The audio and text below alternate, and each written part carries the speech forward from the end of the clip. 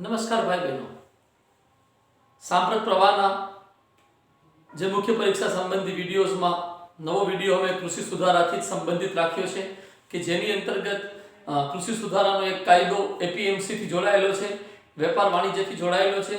એ ઉપર આપણે પ્રશ્ન બનાવીએ છીએ કે ખેડૂતોની પેદાશોના વેપાર અને વાણિજ્ય સંવર્ધન અને સુવિધા અધિનિયમ 2020 શું છે? આ કાયદાની કૃષિ ક્ષેત્ર ઉપર શી અસરો થશે? બે ડાયમેન્શન લીધા છે આપણે આ પ્રશ્નની અંતર્ગત.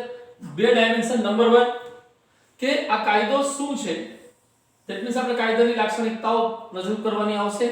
અને બીજો ડાયમેન્શન લીધો છે ભાઈબંધો કે આની અસરો શું છે. બે વસ્તુ પર આપણે પ્રકાશ પાડીશું.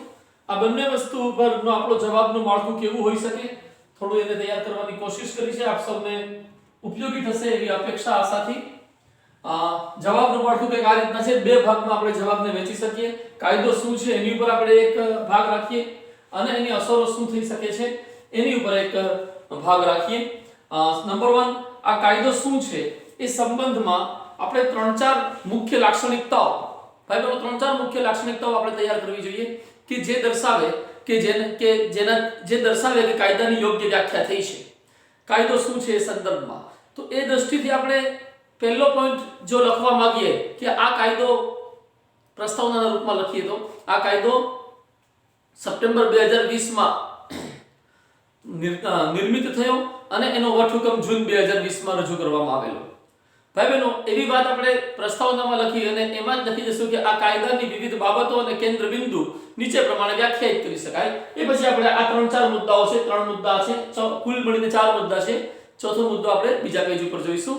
આ 3-4 મુદ્દાઓ આપણે લખવાના આવે. નંબર 1 છે એમાં ખેડૂતોને વિકલ્પ ઉપલબ્ધ કરાવે છે. શેના માટે? ખેડૂતો અત્યારે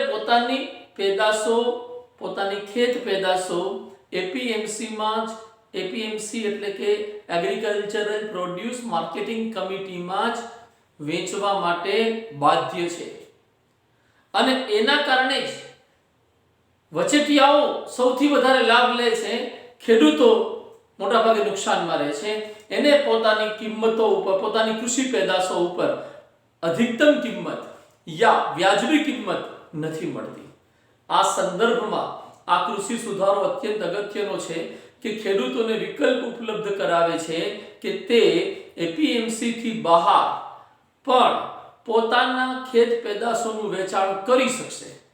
ભાઈ કઈ રીતે કરી શકશે? તો કે એપીએમસી ની બહાર આંતરરાજ્ય સ્તરે પોતાના સ્થાનથી પોતાના રાજ્યની અંદર અન્ય કોઈ જિલ્લામાં કે અન્ય કોઈ માર્કેટમાં વેચવું હોય વેચી શકશે.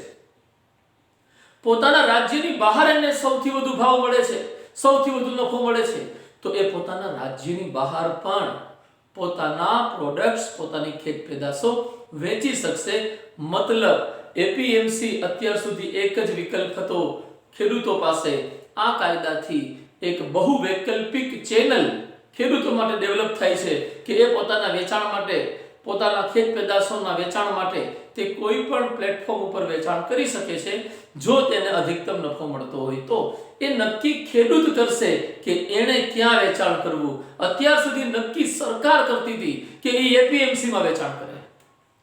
આ વાત સૌથી અગત્યની છે જે ઉદારીકરણને દર્શાવે છે કે નિર્ણય લેવા માટે વિકલ્પો ઉપલબ્ધ કરાવવા અને એ વિકલ્પોમાંથી જે તે વ્યક્તિને સૌથી યોગ્યતમ વિકલ્પ લાગે એ વિકલ્પને એ સ્વીકારી શકે, અનુસરી શકે, એની સ્વતંત્રતા પ્રદાન કરવી, એ જ તો ઉદારીકરણ છે મારા ભાઈ બહેનો. એ જ તો મુક્ત અર્થતંત્ર છે.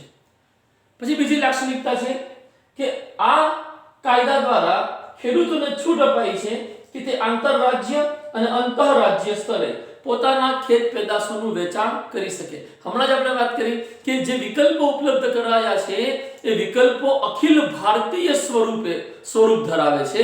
પોતાના સ્થાન, તાલુકા, જિલ્લા સુધી સીમિત નહીં, પોતાના સંપૂર્ણ રાજ્યમાં ગમે ત્યાં વેચી શકે અથવા ભારતમાં ગમે ત્યાં તે પોતાના ખેત પેદાશોનું વેચાણ કરી શકે એવી વ્યવસ્થા આ કાયદા દ્વારા લાગુ કરવામાં આવી છે. ભાઈ બહેનો ત્રીજી લાક્ષણિકતા જોઈએ કે આ કાયદો ભૌતિક સ્વરૂપે વેચાણના વિકલ્પો ઉપલબ્ધ કરાવવાની સાથોસાથ ખેડૂતોને ઈ ટ્રેડિંગ અથવા ઈ વેપારની પણ સુવિધા પ્રદાન કરે છે કે ખેડૂતો ચાહે તો પોતાના પ્રોડક્ટ્સને ઈ કોમર્સ પ્લેટફોર્મ ઉપર અથવા ઓનલાઈન વેચાણ માટે પણ સક્રિય થઈ શકે છે. ઓનલાઈન વેચાણ માટે પણ તેને કાયદા હેઠળ છૂટ પ્રદાન કરવામાં આવે છે. ભાઈ બહેનો, આ 3 લાક્ષણિકતા જોયા પછી ચોથી લાક્ષણિકતા અગત્યની છે. એ છે કે એપીએમસી ની બહાર જ્યારે કોઈ ખેડૂત પોતાના પ્રોડક્ટ્સનું વેચાણ કરે તો એ પ્રોડક્ટ્સ ઉપર કોઈ બજાર શુલ્ક રાજ્ય સરકાર દ્વારા નાખી શકાશે નહીં.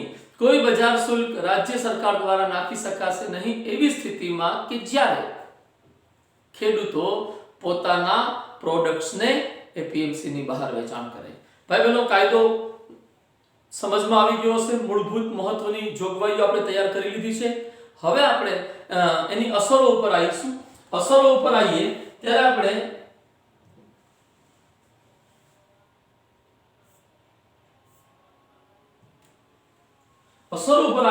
આપણે જોઈશું કે અસરોને આપણે 2 ભાગમાં વહેંચી છે, હકારાત્મક અસરો, નકારાત્મક અસરો.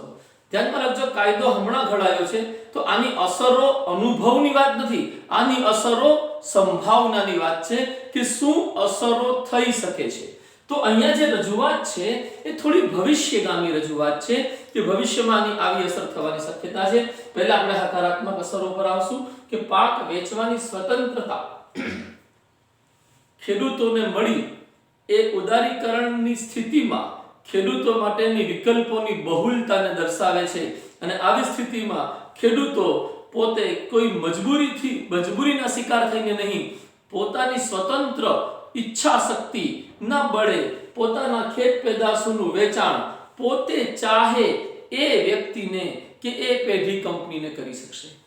બીજી વાત છે કે જો ખરેખર ખેડૂતને આ પ્રકારની સ્વતંત્રતા મળે તો સ્વાભાવિકપણે એ પોતાના ખેત પેદાશોનું વેચાણ તેમને કરશે જે વ્યક્તિ કે કંપની તેને અધિકતમ નફો પ્રદાન કરતી હોય.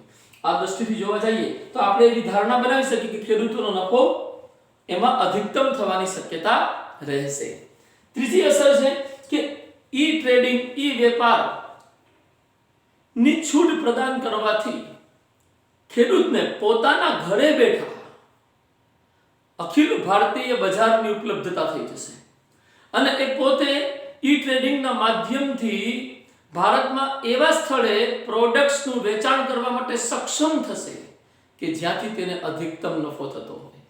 મારા ભાઈ બહેનો, કૃષિને નફાકારક બનાવવાનો પડકાર આપણી સમક્ષ છે અને એ પડકારનું સમાધાન આ કાયદા દ્વારા થઈ શકે છે એવી સંભાવના આપણે ચોક્કસપણે વ્યક્ત કરી શકીએ. બીજી વાત, હવે આપણે નકારાત્મક અસરો ઉપર આવશું. 3 નકારાત્મક અસરો રજૂ કરી છે જે હકીકતમાં ખેડૂતો દ્વારા રજૂ કરવામાં આવેલી છે, એ જ આપણે અહીંયા રજૂ કરીએ છીએ.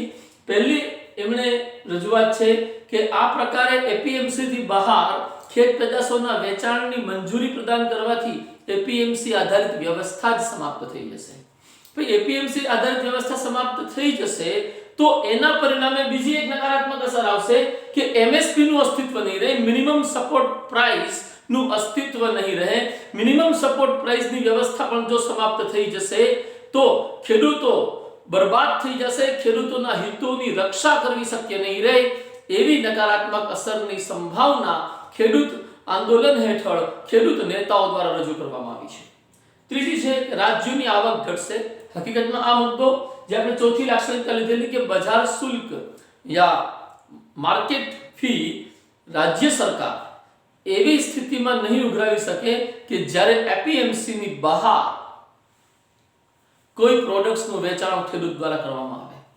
ભાઈ, આ પ્રકારે બજાર શુલ્ક જો સમાપ્ત થાય સ્વાભાવિકપણે રાજ્યોની આવક ઘટે અને જો રાજ્યોની આવક ઘટે તો પછી રાજ્ય જે ખેડૂતોના કલ્યાણ માટે રકમ ખર્ચ કરે છે એ કલ્યાણ માટેની રકમ ઉપર પણ નકારાત્મક અસર આવશે, જેના પરિણામે અંતતઃ ખેડૂતો નુકસાનમાં રહેશે. એવી એક ધારણા, એવી એક અસરની સંભાવના વિદ્વાનો દ્વારા વ્યક્ત કરવામાં આવી છે. મારા ભાઈ બહેનો, આ મુદ્દાઓ પર એક સરળ અને સંક્ષિપ્ત રજૂઆત કરવાનો પ્રયત્ન કર્યો છે.